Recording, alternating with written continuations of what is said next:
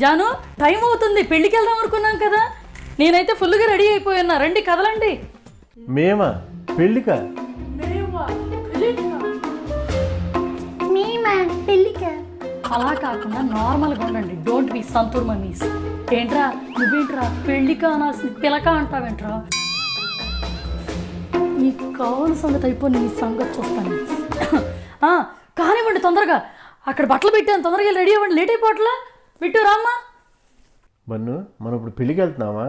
నాకేం అర్థం కావట్లేదురా.